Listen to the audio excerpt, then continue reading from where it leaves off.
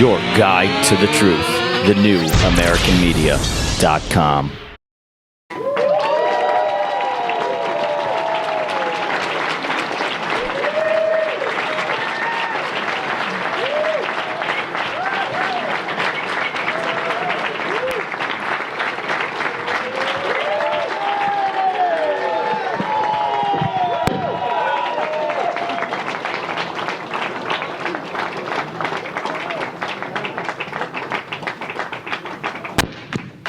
Can you hear me? I'm very happy to be here today. I'm going to speak about the United States Constitution, and particularly the Bill of Rights. A lot of people don't realize that the Articles of the Constitution don't grant citizens any rights or freedoms whatsoever. That was a real problem to some of the founding fathers, particularly to George Mason. Mason wrote a pamphlet during the Constitutional Convention that opposed the new government, and that pamphlet was so convincing that the other framers of the Constitution felt that it was too much of a hazard and that the Constitution was in danger at that point of not being ratified. And that's when James Madison came to the rescue by drafting the Bill of Rights, the first 10 amendments to the United States Constitution. Originally, Madison felt that the Bill of Rights were unnecessary because it was obvious to him that the government couldn't exert powers that the Constitution had not assigned to it. But as everybody in this hall knows, governments don't like to limit themselves. Instead, they're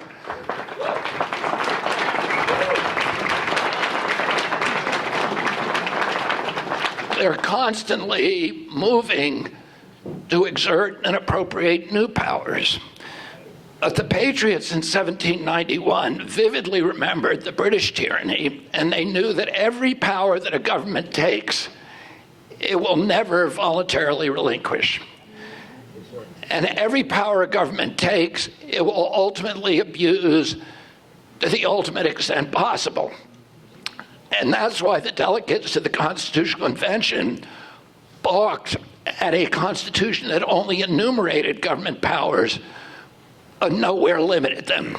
And so thanks to George Mason, the Bill of Rights was enshrined in our nation's founding documents. The main articles of the Constitution enumerate what the government can do. The Bill of Rights is the opposite. It enumerates what the government cannot do. It's the Bill of Rights that earned America the reputation as the land of liberty. The problem is the Bill of Rights is only a document. It doesn't have any magical powers to force government officials to respect it. And I'm sorry to say that again and again throughout our history, our leaders have failed to respect it. Again and again,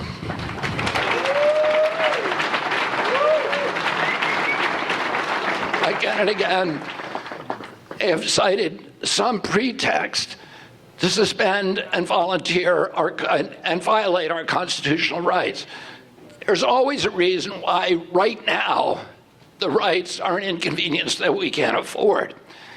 It was the Red Scare in the 1920s. It was Joe McCarthy in the 1950s. It was civil rights protests and the Vietnam War protesters in the 1960s. It was the war on drugs in the 1970s.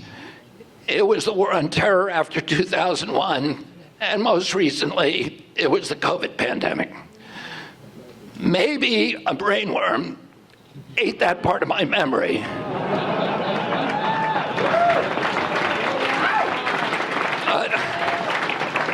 I don't recall any part of the United States Constitution where there's an exemption for pandemics. And in fact, there's not one of the amendments of the Bill of Rights has a preamble that says, except when officials choose to declare a public health emergency. They all say very simply, the government shall not infringe on these rights no matter what. If the government can take them away at will, then they're not rights at all. They're really just privileges that are granted or revoked by an authority. Is that the kind of country that you want to live in? No. And every time they suspend rights and then pretend to give them back again, they establish a dangerous precedent. The rights they give back are never quite as strong as the ones that they took away. Oh, obviously, it's not the piece of paper called the Bill of Rights that protects our freedoms. We have to actually believe in it. Our leaders have to believe it with sufficient loyalty to counterbalance the temptations of power. And even more importantly, our citizens have to believe that their rights so loyally that they stand up for them, even when it means taking a personal risk. After all, the Constitution isn't just a legal document. It's also an inspirational document. And that's why, if you treasure your freedom, you better elect leaders who are inspired by it and who will wield it to inspire others. Leaders who believe in freedoms and hold the Bill of Rights in reverence.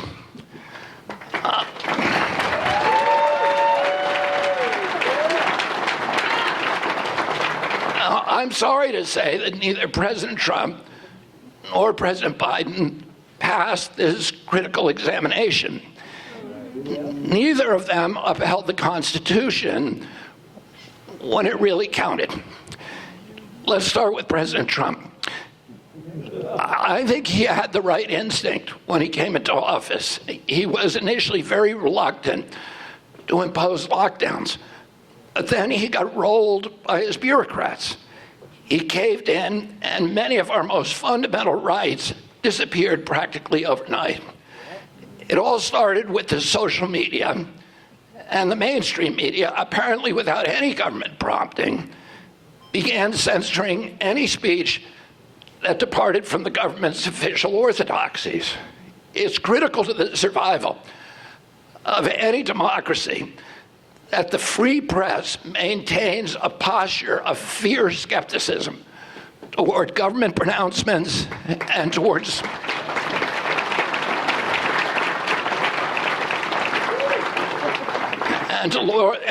large agglomerations of government and political and economic and corporate power. But suddenly, America's free press was no longer speaking truth to power.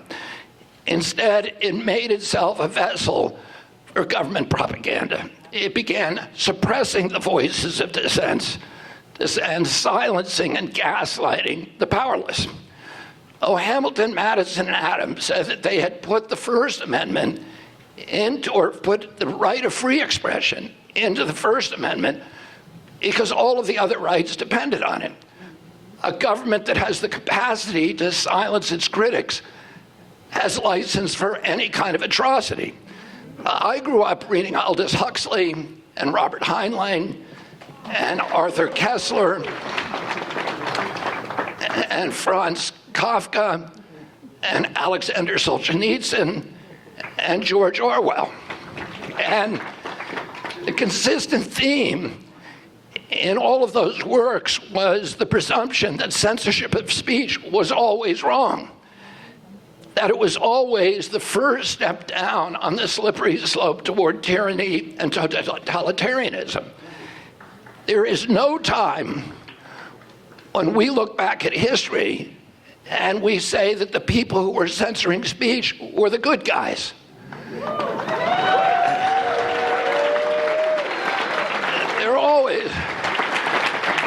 They're always the bad guys.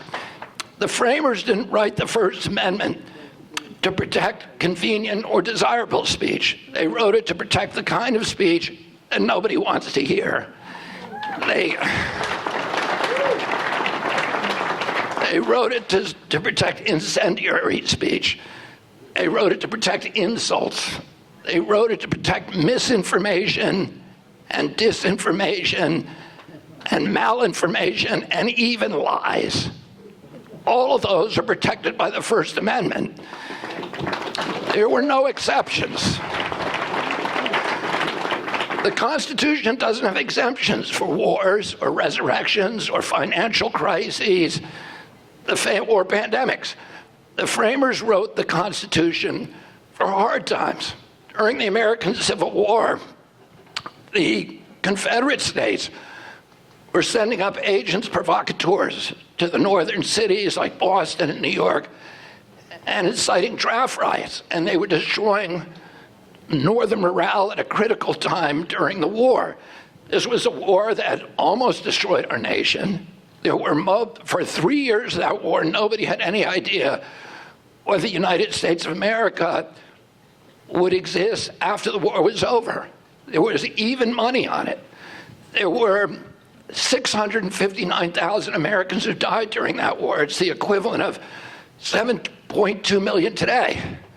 So Lincoln and the Northern military knew who these agent provocateurs were as soon as they entered the cities. And they began arresting them before they could give these speeches. And the Chief Justice of the Supreme Court, Roger Taney, said you can't do that. That is an assault against free speech and habeas corpus. And he said, even if the life of the nation is at stake, even if hundreds of thousands of lives are at stake, you cannot suppress our Constitution. It is above everything. But the moment, so they wrote it for hard times. They didn't write it for easy times. They wrote it, United States Bill of Rights was written for the most difficult times. And no matter how difficult they are indomitable. We're not allowed to suppress them. But the moment the White House officials satisfied themselves that the American people would accept censorship, by February, the end of February of 2020, they took hammer and tongs to the rest of the Constitution.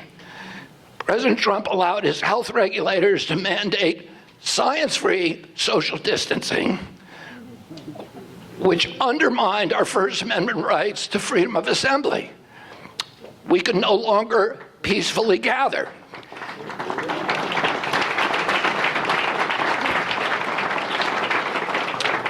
So that was the first two legs of the First Amendment, freedom of assembly, freedom of speech.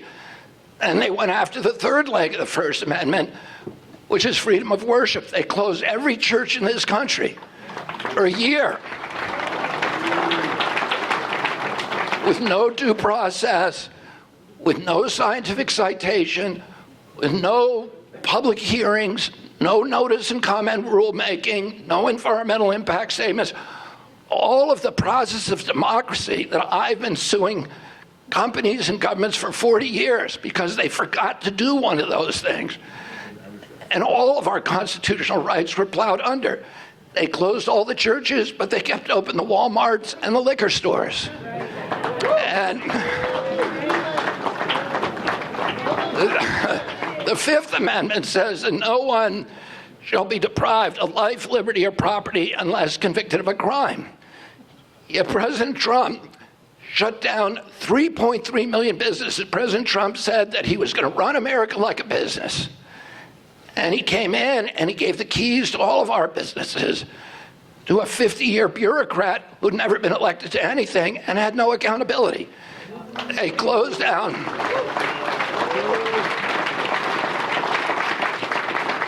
He closed down 3.3 million businesses with no due process, no just compensation, in violation of the Fifth Amendment.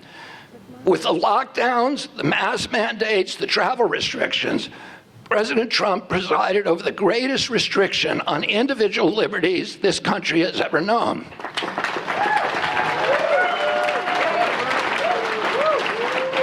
He didn't stand up for the Constitution when it really mattered. Next, President Trump's beloved Operation Warp Speed shut down jury trials for any corporation that was involved in COVID countermeasures. Here's what the Seventh Amendment says. No American shall be denied the right of a trial before a jury of his peers in cases or controversies exceeding $25. There is no pandemic exception. And by the way, the framers knew all about pandemics. That's right. There were two pandemics during the Revolutionary War, one that decimated the armies of Virginia, the other that destroyed for a long time the army of New England at the very time when Benedict Arnold's army had conquered Montreal. So they had gone into the inner city, taken away from the British, and they owned it, but they had to withdraw because they did not have the troop strength to defend it because of the smallpox epidemic. Otherwise, Canada today would be part of the United States. And all of the framers knew that. And between the end of the war, the Revolutionary War in 1780, the ratification of the Bill of Rights in 1791, there were pandemics in every city in our country. Boston, Philadelphia, New York, North Carolina, South Carolina, all the major cities had cholera epidemics, yellow fever epidemics, malaria epidemics. It killed tens of thousands of people. Almost all of the framers had family members or friends who died in those pandemics. Yet they did not put a pandemic exemption in the United States Constitution.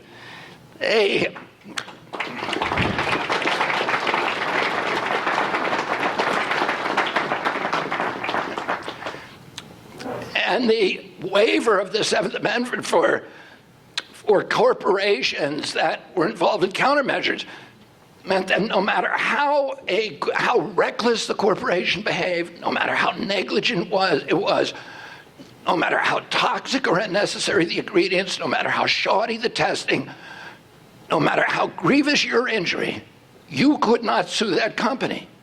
They had a ticket to make anything they want without any kind of accountability. The Trump White House also went after the Fourth Amendment prohibitions against warrantless searches and seizures with its intrusive track and trace surveillance systems that obliterated our rights to privacy in this country. The only amendment that did not come under attack during the COVID pandemic was the Second Amendment.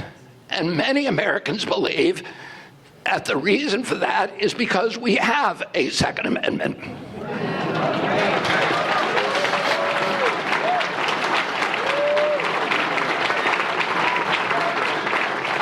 Incidentally, President Trump also assaulted the First Amendment, or failed to defend press freedom when he continued President Obama's persecution and prosecution of Julian Assange.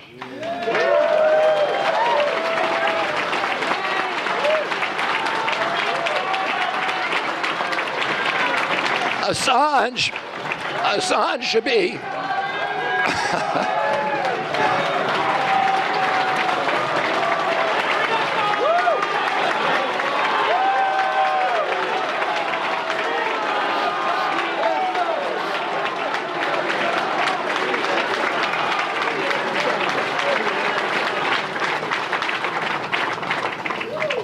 Assange should be celebrated as a hero.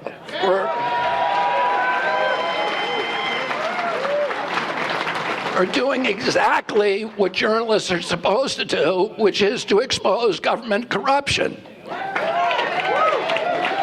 We shouldn't be putting him in prison. We should have a monument to him here in Washington, D.C.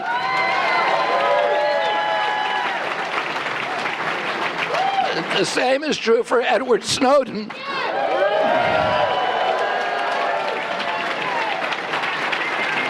Who exposed illegal spying by the NSA.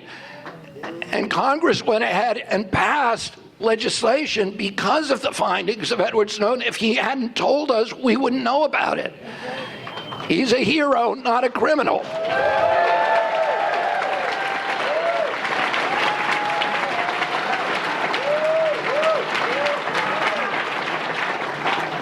So I'm going to tell you what I'm going to do. I'm going to do what President Trump should have done. On my first day in office, I'm going to pardon Edward Snowden, and I'm going to drop charges, all charges against Julian Assange.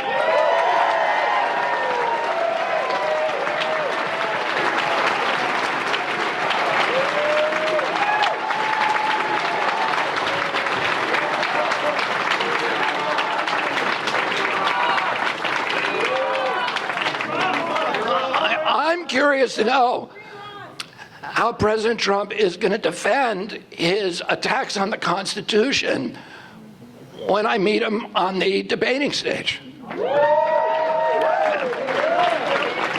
I invited him to debate in front of you, in front of the members of this party, but he declined. At some point, I hope that he has the courage to stand up there so that we can all talk about these issues and to make sure that these assaults on our Constitution never, ever happen again. We need to have a civics lesson for the American people to make sure this is never repeated.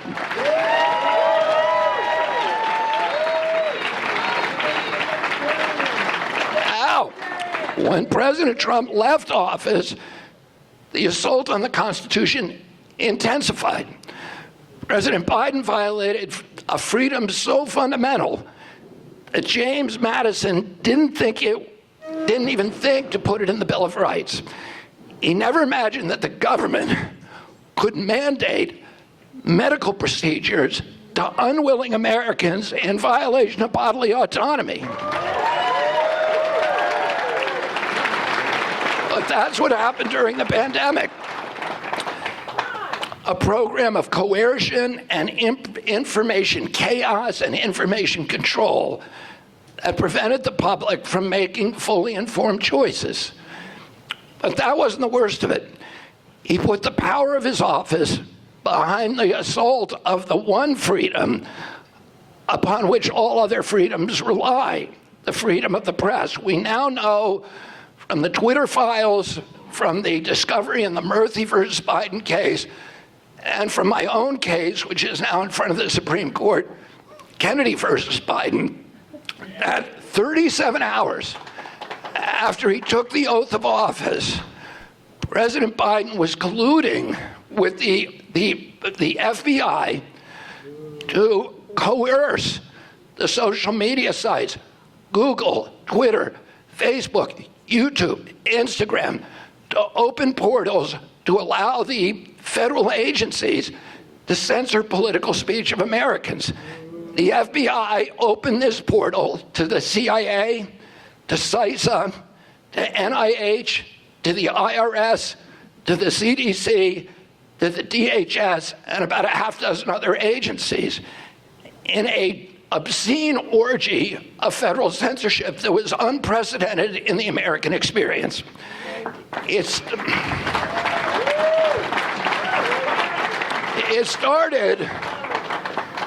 started with what they called medical misinformation. And it wasn't even misinformation. There's a dialogue between Facebook and the White House at that time in which Facebook is saying a lot of this information, including from me, the stuff that they were suppressing, is actually factually accurate. And the White House, they coined a new name, a new word called malinformation, which is information that is factually accurate, but is nevertheless inconvenient to government authorities. And pretty soon, an entire censorship industrial complex had grown up, which was $1 billion spent that involved the government agencies, the universities, NGOs, and tech companies. And the stuff that they censored, they started with so-called medical misinformation. They then widened that to all kinds of political issues, including censorship about criticism of the war in Ukraine and other government programs. Going back to at least the FISA Act under President George W. Bush, Democratic and Republican administrations have taken turns assaulting our constitutional rights and freedoms. You know that. That's why you joined the Libertarian Party.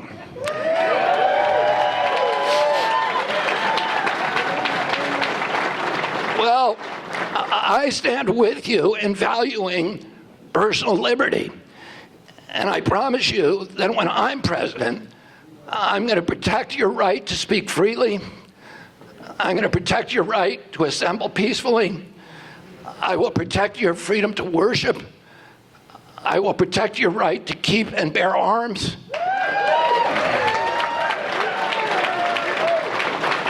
I will protect your right to a trial before jury. I will protect your privacy against unreasonable searches and seizures.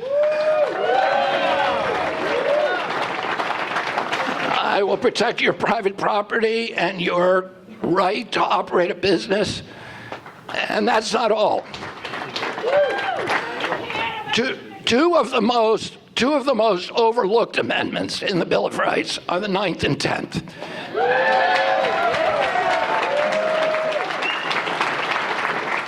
And those amendments essentially say that just because we've listed all of those rights by name, it doesn't mean that those are all the rights that you have.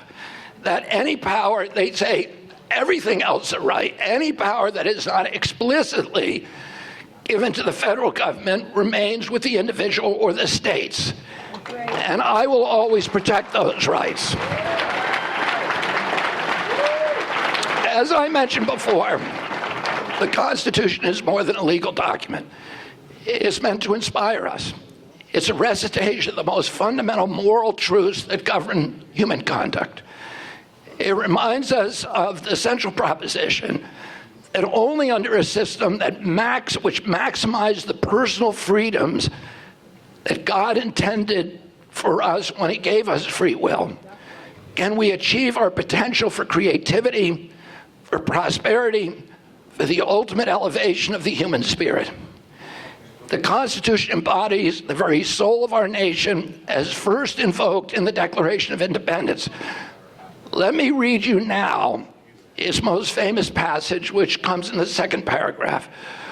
We hold these truths to be self-evident, that all men are created equal, that they are endowed by their Creator with certain unalienable rights, and that among these are life, liberty, and the pursuit of happiness. I get goosebumps when I read those words. Those words change the world forever.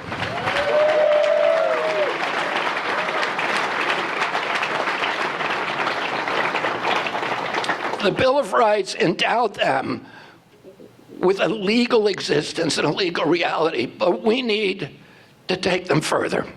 Some people argue that it's fine for social media platforms to censor speech. After all, they're private companies, and they can do as they please. Well, that argument falls apart when the government is bribing, threatening, and cajoling them to censor speech. And to deplatform dissidents. It also falls apart if they have monopolistic control over the public space. But aside from that, yeah, they do have a legal right to censor. It is legally acceptable. But is it morally acceptable? Is it socially acceptable? It shouldn't be. In an authoritarian country like China or Japan, Iran, censorship is socially acceptable. People take it for granted. It's in the air they breathe. In this country, to the extent that we still cherish the spirit of our founders, the Bill of Rights, the Declaration of Independence, we do not take it for granted. Instead, we greet censorship with outrage. We greet it with indignation. We greet it with contempt. We fiercely reject it. If the day comes when we do not, our descent into tyranny is inevitable.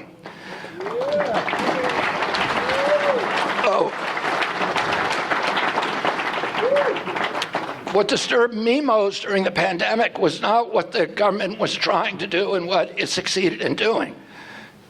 It was really how the public complied. But now, except for the people in this room,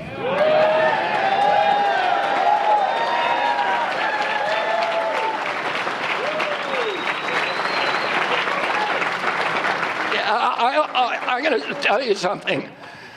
That when I was researching my book on Dr. Fauci, I did a chapter on these old CIA programs at MK Ultra, MK Naomi, MK Dietrich. These were the MK stands for mind control. And they were a series of experiments that the CIA did. It had other programs too, Operation Bluebird, Operation Artichoke, and were all designed to manipulate human behavior, individual behavior through the use of hypnosis, through psychiatric drugs, through sensory deprivation, through noise torture, through information confusion, and the experiments on how to manipulate entire societies in order to impose control from above. They were doing all these weird experiments and creating Manchurian candidates, and it all came out in 1973, between 73 and 77, with the Church Committee and the House Select Committee on Assassinations. One of the famous experiments that I, in my book, was able to connect to MK Ultra was the Milgram experiment. The Milgram experiment was, as many of you know, it was an experiment that was part of this program. It was conducted by a young associate professor at Yale University who recruited about 70 people from every walk of life, blacks, whites, teachers, students, business people, laborers.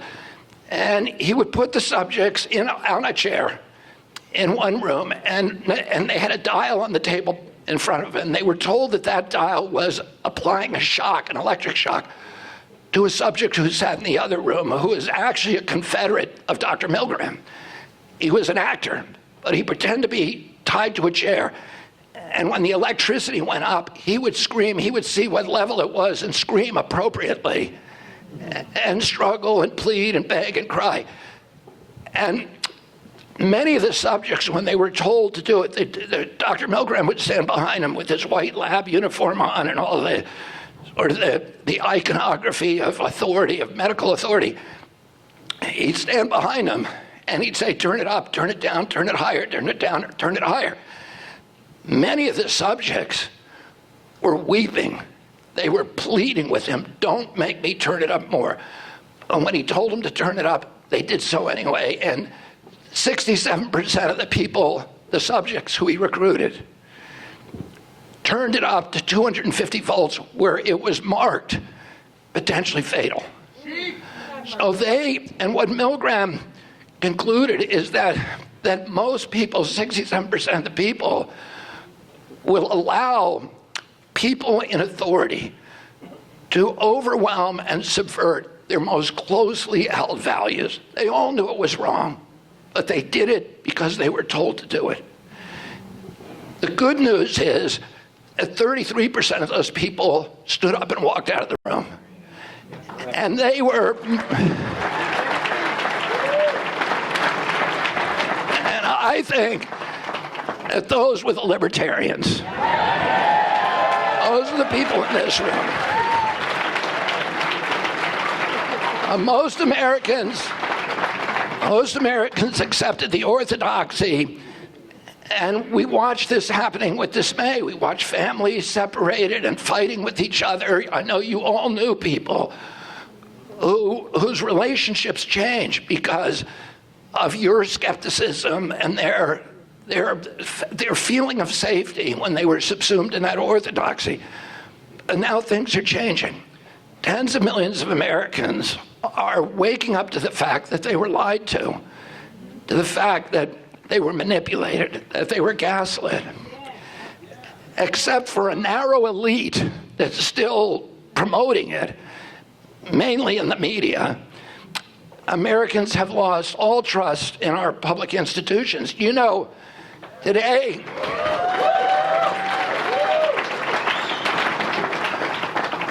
about 2 months ago, the CDC made an official recommendation for the 9th COVID booster. 90% of Americans are saying we're not going to do it.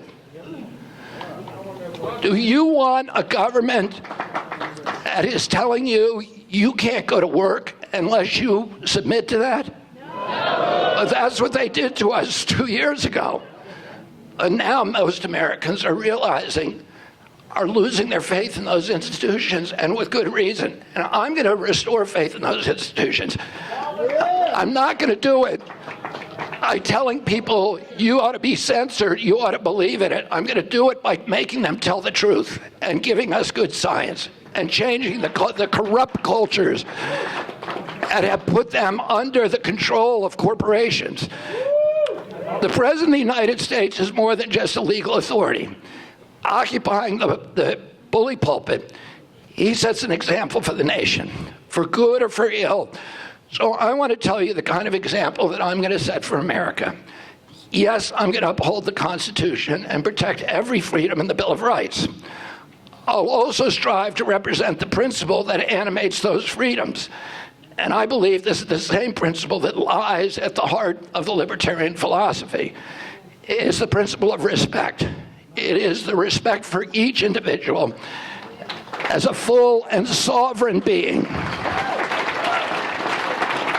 Think about it. Censorship, for example, is just another form of disrespect.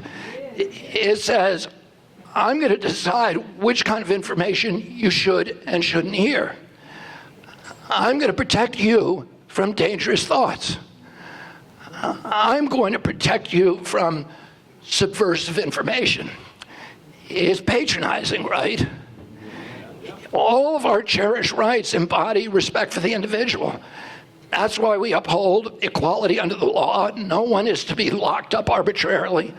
No one is to be deprived. Happy to talk afterwards. No one is to be deprived of their property. No one's to be subjected to humiliating searches without reasonable suspicion of having committed a crime. No one's to be prevented from worshiping God in the manner that they believe. Why is that? Because I respect your right to explore and define your own relationship with God.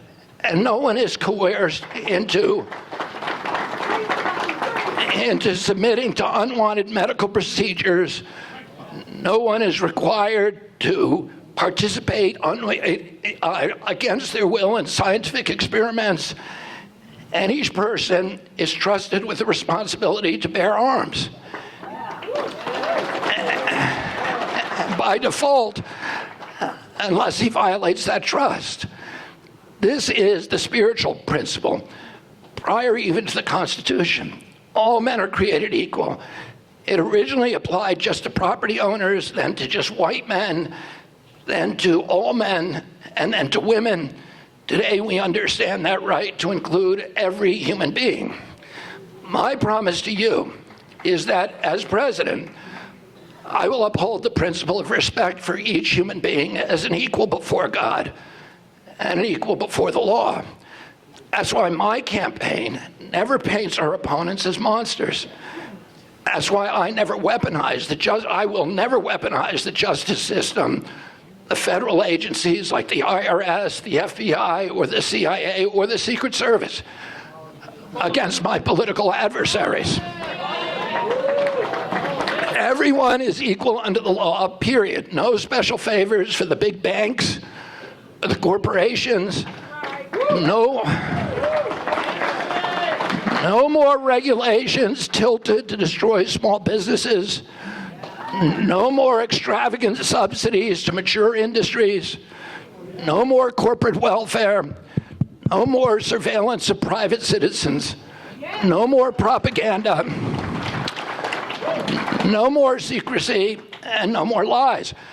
My first day of office after pardoning Snowden and Assange, I'm going to issue an executive order forbidding the National Security Agency or any of the intelligence agencies from propagandizing the American people. I'm going to issue an executive order against any federal employee from collaborating with media or social media to censor Americans. And I'm going to issue an executive order that any federal official who lies to the American people in conjunction with his official duties will immediately be fired.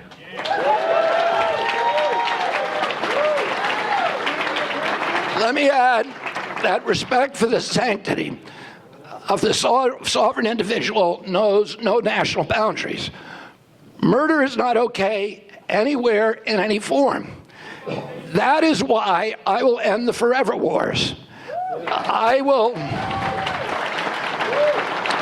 end the regime change wars, the wars that have bankrupted our nation and ruined our reputation abroad.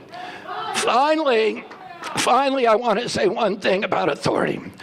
I don't know what libertarian philosophy says about it, but I believe in a healthy respect for authority. However, authority must be earned, not forced. We must not confuse respect for fear. This has been the mistake of American foreign policy. I grew up in an era when people around the world were hungry for American leadership. They understood the difference between leadership and bullying. And that's a lesson that our leadership, both Republicans and Democrats, have now forgotten. Other nations may fear us today, but they no longer respect us. And why is that? Because we've waged a series of unjust wars, because we violated our own principles of freedom and democracy. We have forfeited our moral authority because we have supported dictators and corrupt regimes and subverted democracy around the globe. And just as we have lost respect globally, we've also lost it at home. We have lost respect for ourselves. American children overwhelmingly say that they are not proud to be Americans. There was a poll that came out in 2013 in which Americans under the age of 35 were asked, are you proud of the United States of America? 85% said yes. The same poll taken 5 months ago, 18% said yes. So somehow, in the administrations of the last two presidents, this young generation has completely lost faith in our country, and they've lost hope for their own futures. Now's the time to restore that hope, that admiration, that pride and respect. The only way to do that is to return to the founding spirit of our country, to return to the spirit that animated the Declaration of Independence and the Bill of Rights. If we're faithful to those, we will regain our pride as a nation. We'll regain our prosperity. We'll regain the respect of the world, and we'll regain our self-respect. We gain self-esteem by doing esteemable things, and that means complying with our own Constitution above all. In the summer of 2020, I traveled, this was at the height of the pandemic, I traveled to Berlin to speak to a group of about 1.3 million people from all over Europe in a peaceful demonstration. And an NBC film crew came up to me during that convocation, and they asked me why I wasn't wearing a mask, which nobody was except for the NBC film crew. And they said, wasn't I scared of dying of COVID? And I said to them, there's a lot worse things than dying. And they said to me, like what? And I said, like living like a slave.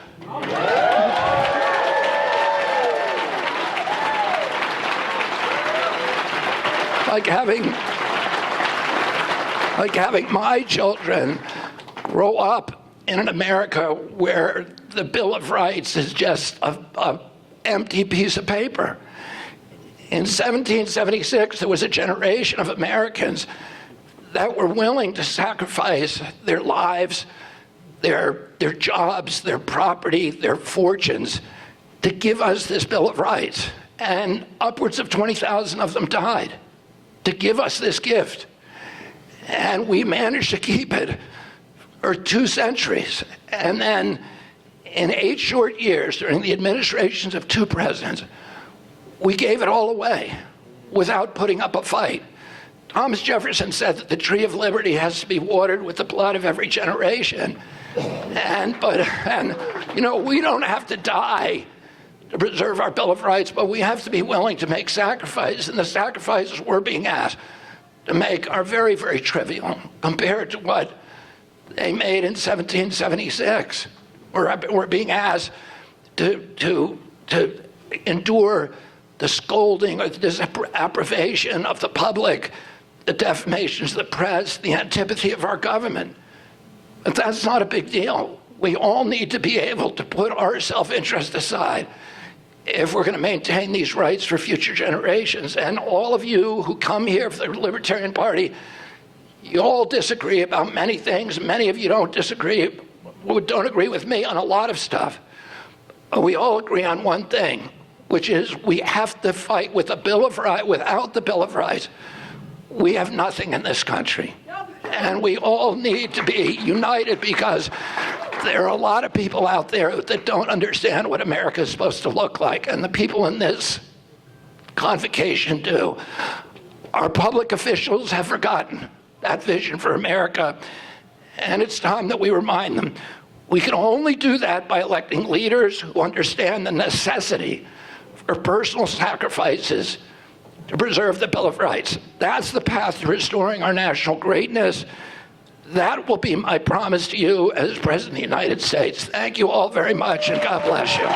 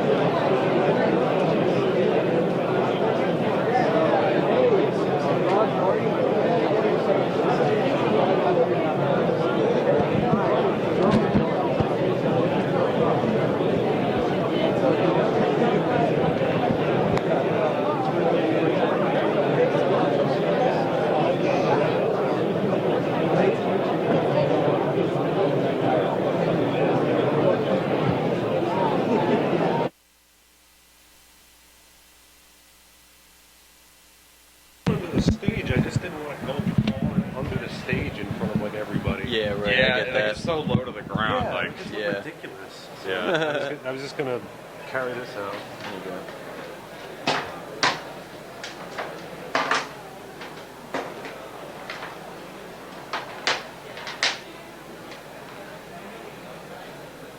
Well, me first.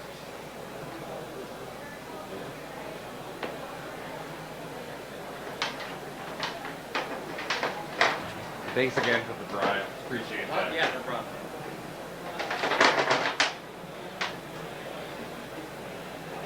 Texted Mike to bring it for a flash drive.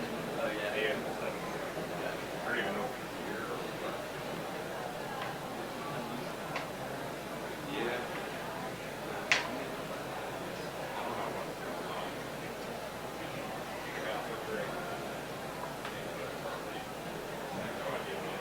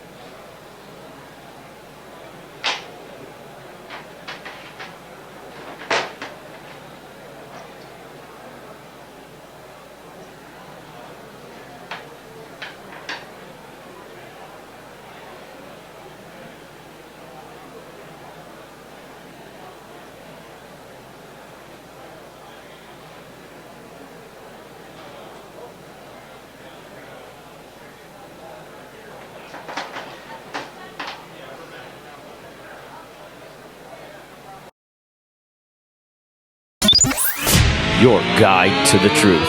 The new AmericanMedia.com.